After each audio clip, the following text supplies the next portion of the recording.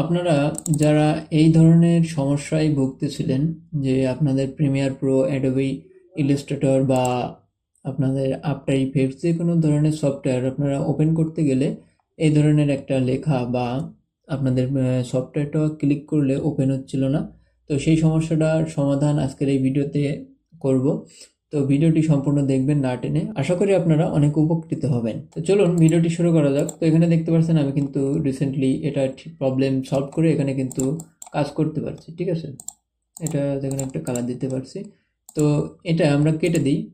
কেটে দেওয়ার পর আপনি যে কাজটি করবেন সেটা হলো এখানে সার্চ বারে আসবেন, আসার পর এখানে লিখবেন উইন্ডোজ সিকিউরিটি, এবং উইন্ডোজ সিকিউরিটিতে আসার পর আপনারা এখানে দেখতে পারবেন যে firewall and network protection. Mainly এই সফটওয়্যারটা আপনার ইন্টারনেট কানেকশনটিকে ডিসেবল করতে হবে, তাহলে কিন্তু আপনি এই সফটওয়্যারটি আবার পুনরায় আপনি কাজ করতে পারবেন। তো এখানে ক্লিক করার পর এখানে দেখতে পাচ্ছেন অ্যাডভান্স সেটিং, তো এখানে ক্লিক করলে জাস্ট ইয়েস করে দিবেন, একটা পপ আপ মেনু আসবে, এখান থেকে ইয়েস করে দিবেন।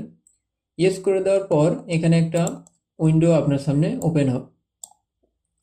এখান থেকে দেখতে পাচ্ছেন ইনবাউন্ড রুলস, এটাতে ক্লিক করবেন। ক্লিক করার পর এখানে নিউ রুলসে ক্লিক করবেন। করার পর এখানে যা আছে সেম থাকবে। এখান থেকে আপনি জাস্ট নেক্সটে ক্লিক করবেন। করার পর এখানে দিস প্যাথ, একটা প্যাথ আপনার আছে। তো আপনি যে সফটওয়্যারটি আপনার নেট কানেকশনটি বন্ধ করতে চাচ্ছেন বা প্রবলেমটা ফিক্সড করতে চাচ্ছেন, তো সেই সফটওয়্যারটি ওপেন করবেন। ওপেন করার মূলত দিক হলো এখান থেকে যে আমি চাচ্ছি যে অ্যাডোবি ইলাস্ট্রেটর 2023, এটা এখানে রাইট বাটন ক্লিক করবেন। করার পর মোর আসবেন, মোর থেকে ওপেন ফাইল লোকেশন,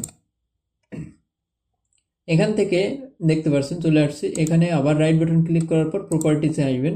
আসার পর এখানে দেখতে পাচ্ছেন টার্গেট, এই টার্গেটে একটা অ্যাড্রেস আছে, এই অ্যাড্রেসটা সম্পূর্ণ কপি করবেন, কন্ট্রোল এ দিয়ে তারপরে কপি করবেন, আর কিছু না। এখন আমরা একটা ডেস্কটপে নোটপ্যাড নিব।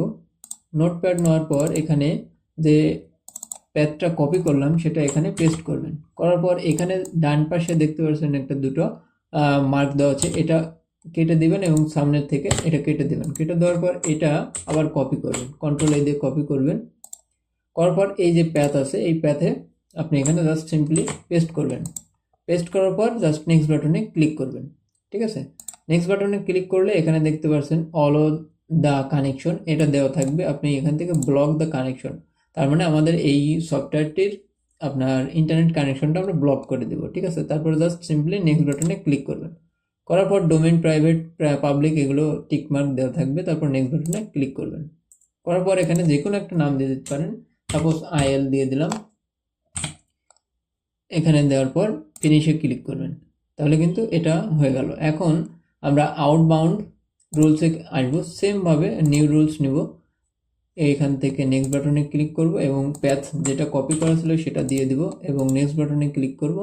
তারপর এটা ব্লক দ্য কানেকশন থাকবে, তারপর আবার নেক্সট, এবং এখানে যে কোনো একটা নাম দিয়ে দেব। দিয়ে দেওয়ার পরে নেক্সট এখানে ফিনিশ করব। এখন এটা কিন্তু যেহেতু আমার ফিক্সড করাই ছিল, এইভাবে আপনারা কাজ করবেন, জাস্ট আর কিচ্ছু করা লাগবে না। তাহলে দেখবেন যে আপনার যে সমস্যাটি ছিল সেটা কিন্তু চলে গিয়েছে এবং আপনি আপনার পুনরায় সফটওয়্যারটি আপনি ইউজ করতে পারছেন। আপনি যদি উপকৃত হয়ে থাকেন তাহলে অবশ্যই আমাকে কমেন্ট করে জানাবেন, এবং যাদের এই সমস্যা এখনও ফিক্সড করতে পারেনি তাদেরকে ভিডিওটি শেয়ার করে দেবেন, যাতে তারা দ্রুত সমস্যাটি সমাধান করতে পারে। ভিডিওটি ভালো লাগলে লাইক, কমেন্ট, শেয়ার করে দিবেন। সাবস্ক্রাইব করে পাশে থেকে বেল আইকনটি ক্লিক করে দিন। ফেসবুক থেকে দেখলে পেজটি ফলো করে দিবেন। ধন্যবাদ, আজকে এই পর্যন্তই। দেখা হচ্ছে পরবর্তী কোনো এক নতুন টিউটোরিয়ালের সাথে।